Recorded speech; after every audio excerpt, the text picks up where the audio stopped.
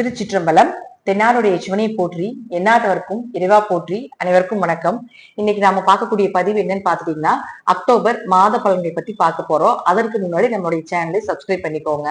October மாதம் என்னென்ன கிரகங்கள் மாறுறாங்க, இந்த கிரக சேர்க்கையினால என்னென்ன யோகங்கள் உங்க ஜாதகத்துல நடக்க போகுது அப்படிங்கிறத நம்ம முழுமையா பார்க்கலாம். முதல்ல குரு பகவான் 18ஆம் தேதி மிதுன வீட்டிலிருந்து கடக வீட்டுக்கு உச்சம் பெற்று வருகிறார். அடுத்தது சுக்கிர பகவான், சுக்கிரன் அப்படின்னு சொல்லக்கூடிய 9ஆம் தேதி உங்களுக்கு கன்னியா வீட்டுக்கு வருகிறார். சூரியன் 17ஆம் தேதி கன்னி வீட்டிலிருந்து துலா வீட்டுக்கு வருகிறார். அதே போல புதன் 24ஆம் தேதி விருச்சிக வீட்டுக்கும், செவ்வாய் 27ஆம் தேதி துலா வீட்டிலிருந்து விருச்சிக வீட்டுக்கும் மாறி வருகிறார். சுக்கிரன் இந்த இடத்துல நீசமாகிறார். இருப்பினும் சுக்கிரனும் புதனும் பரிவர்த்தனை பெறும் பொழுது இது நீசபங்க ராஜயோகத்தையும் கூட ஒரு சிலருக்கு ஏற்படுத்தி கொடுக்கும் அப்படிங்கிற அமைப்பு உண்டு. பிளஸ் சுக்கிரனும் புதனும் பரிவர்த்தனையும் ஆகி என்னென்ன யோகங்களை தரார் அப்படிங்கிற நம்ம பார்க்கலாம்.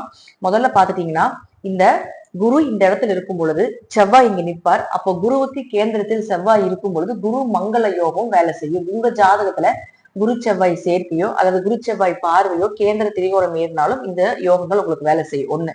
அடுத்தது பாத்துட்டீங்கன்னா, இந்த செவ்வாயும் புதனும் சேர்ந்து யுக்த யோகமாக வேலை செய்ய போகுது. இந்த யுக்த யோகம் அப்படிங்கிறது பாத்தீங்கன்னா, நல்ல நாலேஜ் கொடுக்கும். எந்த இடத்துல இருக்கின்றீர்களோ அந்த இடத்துல உயர் பதவி புகழ கொடுக்கக்கூடிய ஒரு அமைப்பை ஏற்படுத்தி கொடுக்கும்.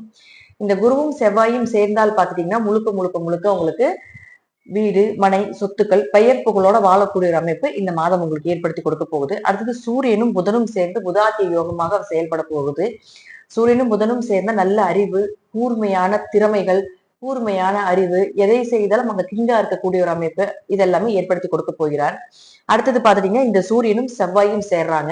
சூரியனும் செவ்வாயும் சேர்ந்தா இத மகா யோகம்னு சொல்லுவோம். அதே போல பெண்கள் ஜாதகத்திலிருந்து தான் இது மாங்கல்ய தோஷம் அப்படிங்கிறதும் எடுத்துக்கணும். அதே போல சூரியனும் குருவும் சேர்க்கையாகக்கூடிய காலகட்டங்களை கூட சிவராஜ யோகம் வேலை செய்யும்.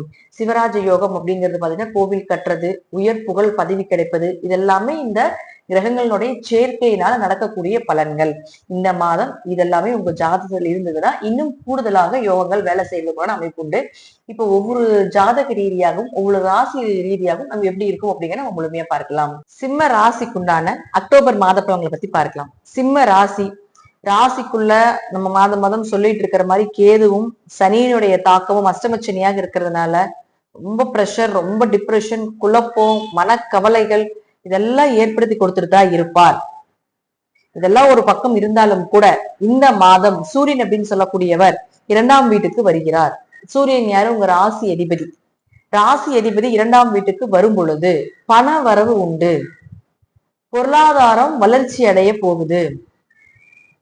பொருளாதாரத்தில் இருந்து வந்த தடைகள் எல்லாமே விலைக்கு உங்களுக்கு பண வரவை ஏற்படுத்தி கொடுக்க போகிறார் சூரியன். 17ஆம் தேதி வரைக்கும் மணி ஃப்ளோ நல்லா இருக்க போகுது.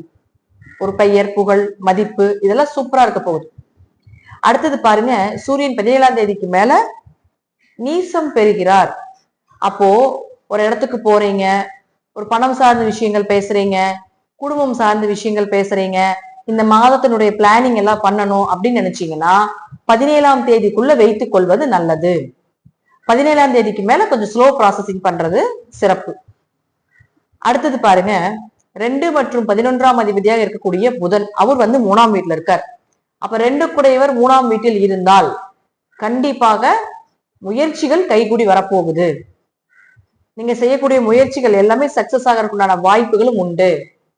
ஏதாவது ஒரு வழியில் உங்களுக்கு பணம், பொருளாதாரம் சார்ந்து இருந்து ஏன்னா அஷ்டமச்சனி நடக்கிறப்போ கொஞ்சம் பணம் இடைஞ்சல் பண்ணும். காசு பணம் எல்லாமே பாத்துட்டீங்கன்னா கையில நிக்காது, தொழில் முடக்கத்தை கொடுக்கும். அதெல்லாம் உடைக்க போகிறார். உங்க முயற்சிகளை அதிகப்படுத்த போகிறார். முயற்சிக்குண்டான ஒரு நல்ல பலனும் கொடுக்க போகிறார். அப்ப அவரே புதன் யாருன்னா 2 11ஆம் அதிபதியாகி 3ஆம் வீட்டில் இருக்கும்போது லாபங்கள் பெருக போகுது. எதிர்பார்த்த லாபங்கள் கிடைப்பதற்குண்டான வாய்ப்புகள் உண்டு.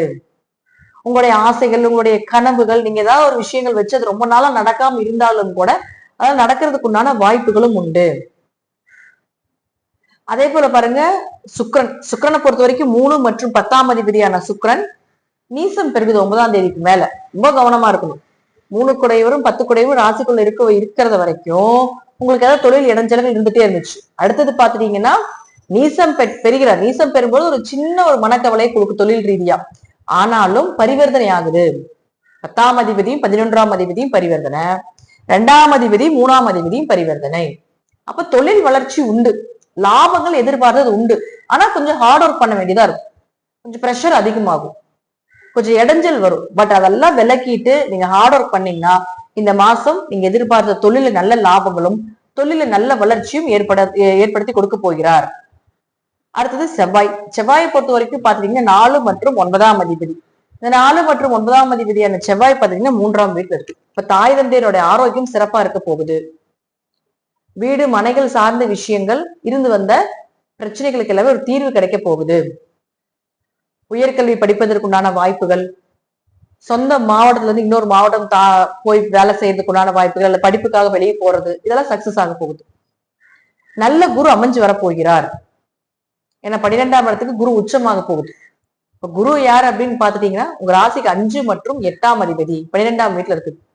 அப்ப குழந்தைகள் ரீதியாக இருந்து வந்த மனக்கவலைகள் விலக போகுது. குழந்தைகளுடைய ஆரோக்கியத்துல கொஞ்சம் கவனமா இருக்கணும். அதிர்ஷ்டத்தை நம்பி பெருசா இறங்க வேண்டாம். ஆனாலும் இது ஒரு வகையா குரு கொடுத்துட்டு இருந்தாலும் குரு உங்க ராசிக்கு 8 குடையவரும் ஆகிறாரு இல்லைங்களா? அப்ப 8 குடையவர் போய் 12ல உச்சமாகும் பொழுது விபரீத ராஜயோகம் வேலை செய்யும். திடீர் வருமானங்கள், திடீர் பணவரவு, வெளியே எங்காவது பணம் கொடுத்து அது வராம இருந்தாலும் கூட அந்த பணம் வர்றதுக்கு உண்டான வாய்ப்புகள், எதிர்பார்க்காம திடீர் ஒரு சர்ப்ரைஸ் நடக்கிற மாதிரி இருக்கு. புதையல் யோகம்னு சொல்லுவதையே. அப்ப 12ஆம் இடத்துல உச்சமாகும். நல்ல தூக்கம், தூக்கமே இல்ல, அஷ்டமச்சனி மூலமாக தூக்கம் போச்சு, நிம்மதி போச்சு, பணம் எல்லாம் இழந்தாச்சு, குடும்பத்துல யாரும் புரிஞ்சுக்க மாட்டேங்கிறாங்க, எல்லாத்துக்கிட்டையும் கெட்ட பெயரா இருக்கு, இதெல்லாம் இருந்தாலும் கூட ஒரு மனக்கவலை மன அழுத்தம் இருந்துகிட்டே இருக்கு. அந்த மன அழுத்தம் எல்லாம் விலக போகுது.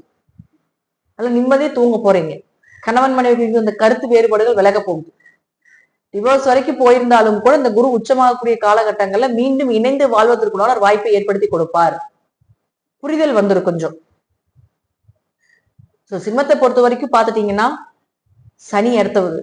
சனி யாருன்னா உங்களுக்கு 7 மற்றும் 6ஆம் அதிபதி.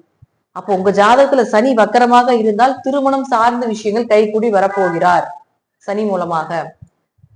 இந்த சனியை பொறுத்த வரைக்கும் பாத்துட்டீங்கன்னா வக்கரமாக இருந்து விட்டால் உங்க ஜாதகத்தில் கடன் சார்ந்த விஷயங்கள் விலக போகுது, நோய் சார்ந்த விஷயங்களும் விலக போகுது.